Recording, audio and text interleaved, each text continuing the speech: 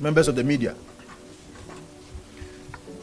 I begin this statement from a place of faith, conscience, and informed public responsibility.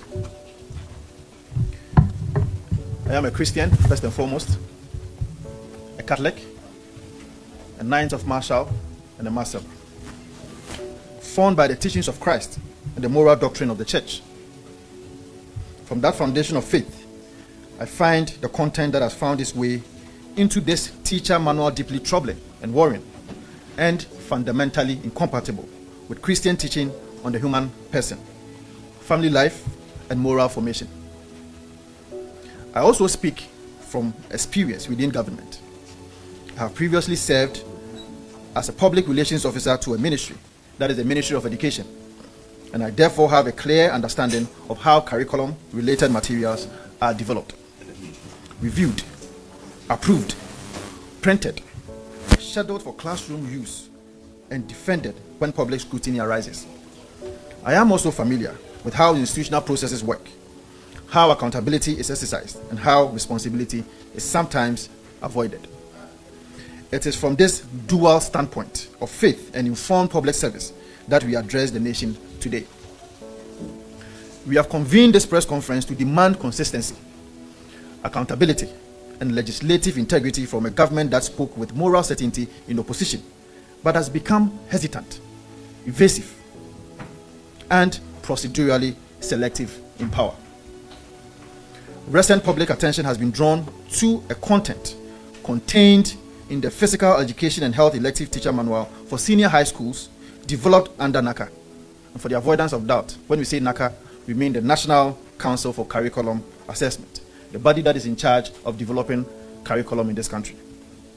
Of particular concern is the inclusion of redefined concepts of sex, sexuality, sexual orientation, sexual rights, and gender identity, which fundamentally depart from Ghana's cultural, religious, biological, and moral foundations. We unreservedly condemn these definitions as absurd, ideologically driven, and a deliberate attempt to introduce LGBTQ+ concepts into the education system through state-approved teaching and learning materials. This is not neutral curriculum development. It represents a clear policy direction with far-reaching moral and social consequences imposed without national consensus. This matter goes beyond pedagogy. It touches on parental authority, national values, and Parliament's constitutional duty to exercise oversight over public institutions. Yet, on a matter of this magnitude, the posture of government has been silent. In response to public concern, NACA has attempted to suggest, directly or indirectly, that these concepts are not new and have long existed within Ghana's physical education and health curriculum. This claim is factually false. It cannot be the case. A review of the previous physical education and health core teacher manual, which governed instruction before the introduction of the current elective manual, establishes the following beyond doubt. What the core teacher manual actually focused on. The core teacher manual confined itself strictly to physical health, wellness, fitness, traditional dance, recreation, career pathways, basic health concepts grounded in biology and general well-being. This is what can be found in the 2024 teacher manual. Anything that the NACA tells you that it can't be found in the 2024 manual is false. And I have the 2024 manual here. When we are done, we will share that with the media. Crucially, the core manual did not introduce identity-based sexuality frameworks. There was no introduction of sexual identity in the 2024 manual. Nothing of a sort. There was no introduction of a gender expression. Nothing of a sort. Sexual right was not also mentioned anywhere in the 2024 manual. There was no introduction of sexual pleasure as a right. There was also no introduction of protection from discrimination based on sexual orientation or gender. All these can be found in the 2025 manual. The definitions of sexuality, sexual orientation, gender expression, and sexual rights found in the current elective teacher manual are new insertions, not legacy content. So if anybody tells you that they are legacy content, they are lying to you. The facts are there for anybody to check. Any claim that these concepts are long-standing within Ghana's physical education and health curriculum is therefore factually incorrect and intellectually dishonest. The documentary record does not support it. What has occurred is not continuity. It is a clear curricular departure. When the NDC was in opposition, matters relating to sexuality, LGBTQ advocacy, and family values were elevated to urgent matters of national importance. Leading party figures publicly stated that failure to pass the Human Sexual Rights and Family Values Bill amounted to endorsement of homosexuality. Parliament was urged to act decisively and without delay. Religious bodies, traditional authorities, and civil society organizations were assured that once the NDC assumed office, the necessary legislative action would follow. Ghanaians were told plainly that the barrier was not parliamentary procedure, but a political will. In the build-up to the 2024 elections, the NDC told us that the passage of the LGBTQ needed a political will and not a parliamentary procedure. Today, what has changed? Today that the NDC controls the executive, commands majority in parliament, the media should help us to ask them that where is that political will? Yet, the urgency previously demanded has vanished, even as controversial content appears in officially approved teaching manuals. The contradiction is further exposed by the legislative conduct of the first session of the current parliament, that is last year. Under the leadership of the majority caucus, numerous bills have been laid, considered, and passed, many under certificates of urgency in accordance with standing orders, including the following. That is in the year 2025, in the last session of Parliament. 33 bills were passed under certificate of urgency. 33. In all these 33, you cannot find anywhere the LGBTQ plus bill. I'll name a few.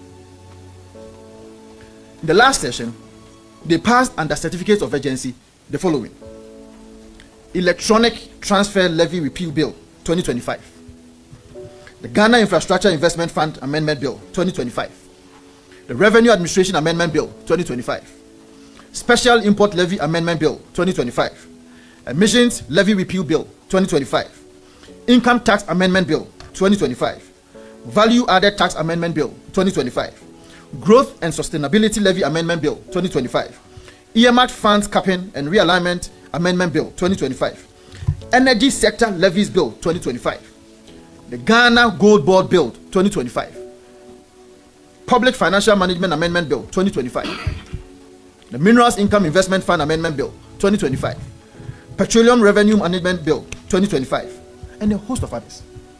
33 of them. And the LGBTQ cannot find expression in any of these. This record demonstrates clearly that when the executive and the majority consider a matter important, parliamentary time, procedure, and urgency are readily applied. Yet, the very issue previously described as a moral emergency and a defining national question has not been accorded similar treatment. This is sheer hypocrisy. In parliamentary terms, urgency is not accidental. It is directed. Urgency is therefore a choice. The big question is, what is the status of the Human Sexual Rights and Family Values Bill as we speak? What is the current status now? Now, for the avoidance of doubt, the previous Human Sexual Rights and Family Values Bill elapsed with the dissolution of the last parliament in accordance with established parliamentary convention. Consequently, the bill was properly reintroduced as a private member's bill and duly placed on the order paper of the current parliament. However, within 24 hours, the bill was removed from the order paper at the instance of the majority leader, the Honorable Ayariga. At his instance, it was removed from the order paper. As you are much aware, before anything is listed on the order paper, especially a private member's bill, it goes through a certain outline procedure in the standing orders. It means that the Speaker of Parliament must have approved it. It means that the clerk of parliament must have approved it. It means that the legislative draftsman must have documented and drafted the processes, or if like the line items, as to how the bill will have to be introduced to the floor of parliament. It took one person, the majority leader of parliament, to remove it from the order paper. The justification that they offered was that they believed the bill had already been passed. You remember when the president of the Republic of Ghana met the Ghana Catholic Bishop Conference? The president said that the bill has not what? Been passed, and it should be brought back to parliament for parliament to now pass the bill for him to now assent to it. You have the president of the Republic of Ghana telling you one thing, then the majority leader also telling you another thing. And he is the leader of government business. It should tell you how hypocritical they have turned the issues. The status of a bill is a matter of record, governed by the standing orders and official parliamentary business statements, not assumption. Whether by negligence or design, the effect has been the same. The deliberate frustration of a bill was previously championed with moral urgency. Ghanaians must also be reminded that comprehensive sexuality education was formally introduced into Ghana's education policy framework between 2012 and 2016. The first time that comprehensive sexuality education was ever introduced into our education system was when President Mahama was president of the Republic of Ghana from 2012 to 2016. It was done in partnership with the UNFPA through signed agreements, which I also have copies here. And after our interview, I also give the copies to the media. It was a pilot program, NGO-led interventions and curriculum integration processes. Despite this record, the NDC orchestrated a national outcry in 2019, falsely attributing the comprehensive sexuality education to the NPP while distancing itself from its own foundational role. Today, that same pattern of political inconsistency is repeating itself through silence on state-approved materials introducing concepts society has consistently rejected. In the light of the foregoing, we, on the side of the minority, demand the following actions, grounded in constitutional governance and parliamentary accountability. 1. We, on the side of the minority, demand that there is an immediate withdrawal of all teaching and learning materials containing LGBTQ-related content, including redefined concepts of sex, sexuality, sexual orientation, sexual rights, and gender identity from all schools. You remember when NACA brought their statement, as it were, to respond to Reverend Intimfojo, they made mention of the fact that the current manual has been withdrawn from the schools.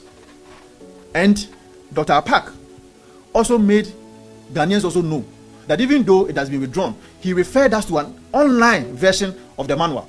In that online version, it is even worse. The definitions of what sex, sexuality, and others are is even worse in that online version.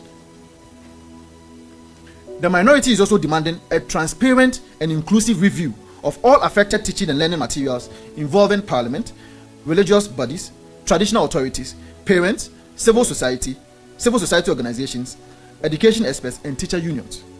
3. The dismissal of the Director General of NACA and the chairperson of NACA board for failure of oversight and breach of public trust.